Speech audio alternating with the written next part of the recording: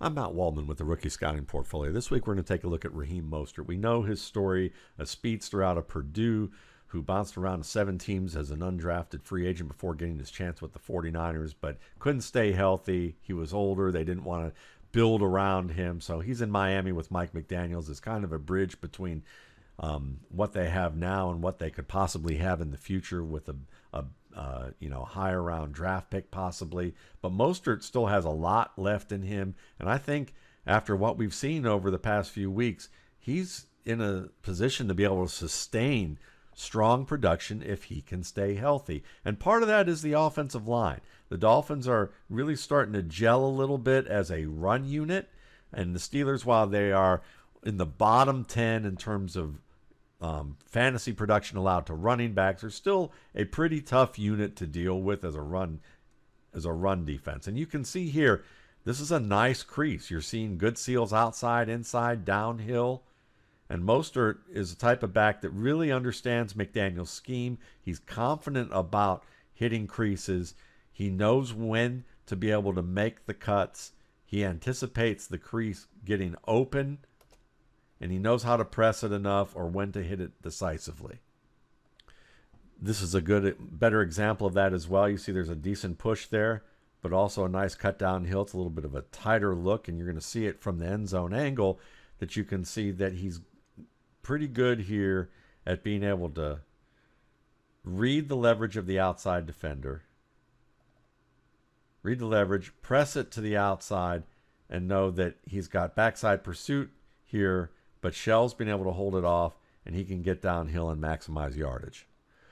One of the things that really stood out to me about Mostert in this game against the Steelers is how they used him in empty from the slot and let him run a receiver type of route. Well, not from the slot, from the outside, but let him run a route crossing the middle of the field here and being able to make the catch in tight coverage. Good hand position, makes the catch with the defender all over him, extends for that ball and is able to break the tackle and get a little bit more, actually break 2 tackles on this play.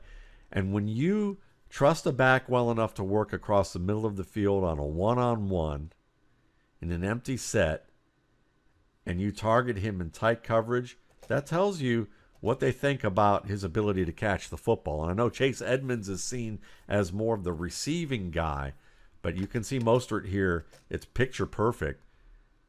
And you know what he can do as a tackle breaker and a big play threat. So this is very encouraging for his prospects this year. One of the things you often see with speedy backs is that they're more boom-bust in their play-by-play outcomes.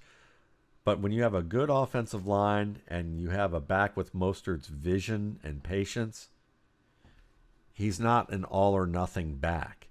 And you can see here, he does a good job pressing downhill of his tackle and then bending it to the outside once the fullback here makes the contact with the linebacker. Then he bends it outside and then back inside. He's very good at staying tight to his blockers. You're going to watch how he scrapes tight past that fullback, and the reason he does that is that he doesn't want to allow 50 to get back inside. This is one of the best things about his game, is that he knows how to stay tight to the blocks and hug them so that he can maximize space, and when it's time to get downhill, then he's going to hug his block here. And that's to prevent pursuit. Yes, I know he gets tackled by the defender coming off that block, but he's also trying to avoid pursuit from blockers who tend to be unblocked coming from the backside. So he really understands how to maximize yardage by hugging blocks. This is another example of a patient run, and you can see that with 2 high looks, this is happening all over the NFL, that football in the NFL is now returning to having lead blockers, fullbacks, running more gap plays. This is kind of an ISO look, or actually more of an inside zone, but you can see here with the lead fullback, he does a good job getting that block.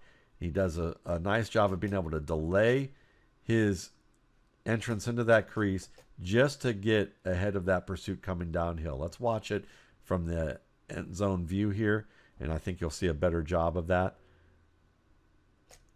You can see that he takes just the slightest step, to let this block develop a little bit more so that he can bend it back inside. He wants his two blockers, the tackle coming off the double with the guard to get to that linebacker, and he wants his tight end here to be able to make, the tackle to be able to make that block as well.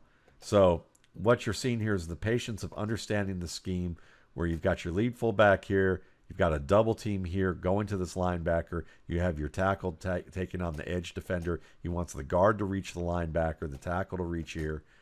Does a good job of being able to set that up with the continued press to the outside and then scrape that block downhill. That way there's still maximized space between him and the backside pursuit so that he can get good yardage.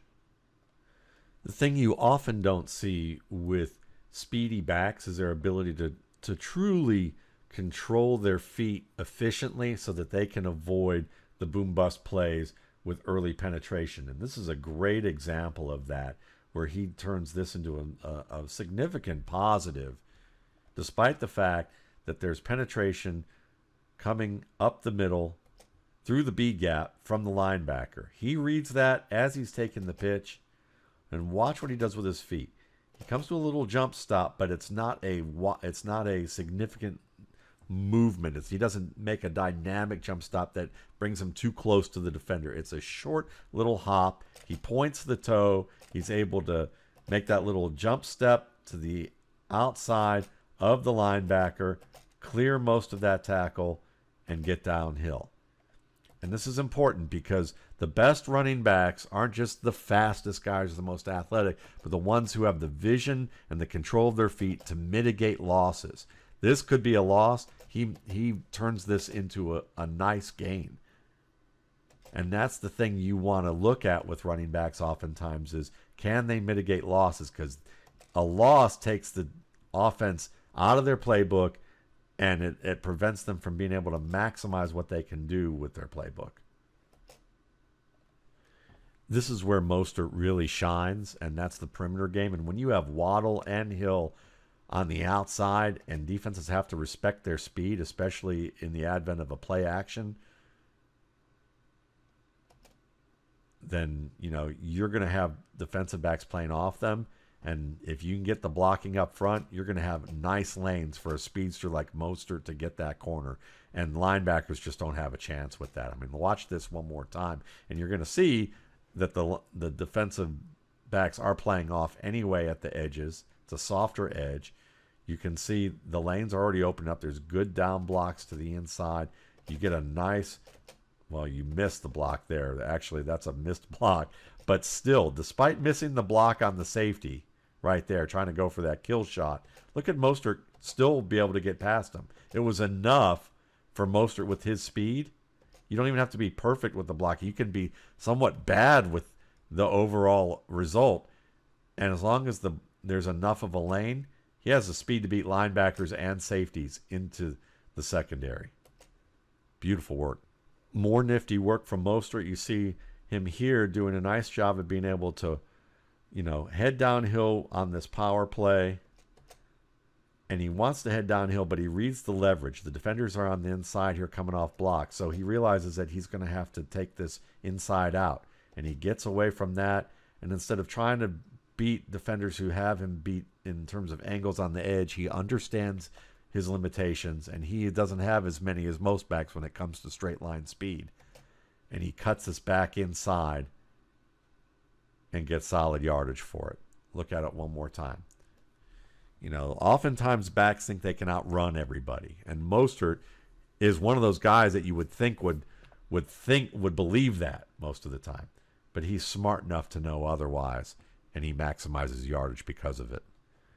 And running fast isn't as important as stopping and reaccelerating fast and being able to do it efficiently. This is a perfect example of that, because when you're heading east-west or to the edge or to the sideline, the fewest amount of steps possible to transition at a 90-degree downhill is very important. And good backs can do it in 1 to 2 steps. Mostert does it really with 1 step. And that is quite valuable, especially when you have that outside speed. because he can enforce, he can really bait these defenders to overrun and enforce the ability to get back inside. We're going to watch him against the Jets for a little bit because they're one of the 10 least forgiving offenses against running or defenses against running backs.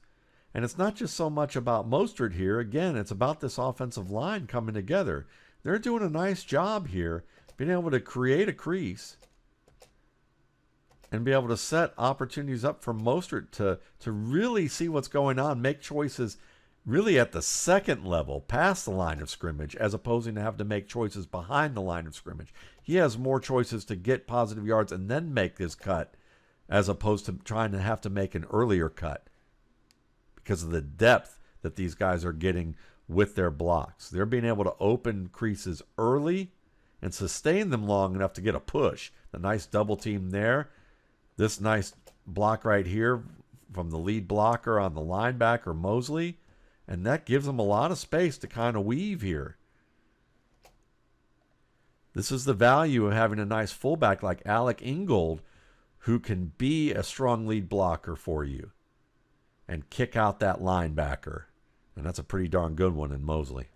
Even if it doesn't go perfectly for the fullback, watch Mosley get, or not Mosley, but Ingold get motion to the outside here. He's going to take out this defender in the flat. And you can see Mostert press to the outside, get that edge defender enforcing the containment outside as the double team here inside with the guard and with the center and guard getting that nice push on the defensive tackle, and that creates a lane. And he has kind of two options to take here. He can try and press and go outside, and if he gets that lane, it's going to be over. But he can't reach that lane, so he cuts it a little bit more downhill because of the penetration in the middle here or the backside, and he gets the tough yards. He doesn't hesitate too much. He understands how to read the field. He takes what the defense gives him, and if the defense gives him a lot, he can basically break it. I mean, he's almost as fast as probably Waddle and Tyreek Hill. He might be in that tier once he gets into the open field.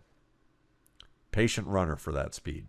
This is a pretty good example of that. You're going to see him off the wing, takes the end around, gets good blocking, but he's too quick for Mosley. So when Mosley gets his hands on him and has to work sideline to sideline, he's not fast enough to really get a good hit. And with that momentum-generated power that Mostert has, and with the stiff arm there, he's able to ward off just what is a reach because he's fast enough to avoid a real hit. Step through it and score. And that's the danger with him, is he's one of the better perimeter runners in the game. This is a team that wants to run a lot on the perimeter. And he can be his own blocker in the sense that with that speed, he can outrun pursuit that's even at the same side of where he's heading. Watch this. Unblocked. Unblocked. And he beats both of them. His speed and quickness is also kind of effortless. It's deceptive. And that's how often it is with really fast players. It just looks like they're just kind of flowing past, and it's deceptive. They don't look as fast as they actually are. Mostert, we know, is a certified speedster, but the control of his footwork and the ability to reaccelerate. Look at the push again on that double team downhill. Now, Shell doesn't get his man, but he does a good job, Mostert, by pointing the toe, being able to slide back to the outside, pointing the toe again and really opening the hips 90 degrees, getting the stiff arm out there to be able to work past the defender. A lot of this he did was on his own. He makes one man miss in tight quarters, second man miss in tight quarters. Many backs would be dropped for a loss here. Beats the third man just because he's quick enough here. And then gets downhill, picks up the block from Hill. Another stiff arm. Holds off Mosley for a little bit of a longer gain there. Raheem Mostert. I mean, if this offensive line continues to play well, and all the little tricks and tips that Mike McDaniels has, developed with his run games, which are some of the most diverse in the NFL and most successful, Mostert looks like the trigger man, and he could be the trigger man for your fantasy team down the stretch with an easy schedule ahead. A final note, let's look at another pass, and as you notice, it's in the red zone. He's had 2 red zone touchdowns as a receiver out of this look in the past 3 games. Keep that in mind. They trust him as a receiver.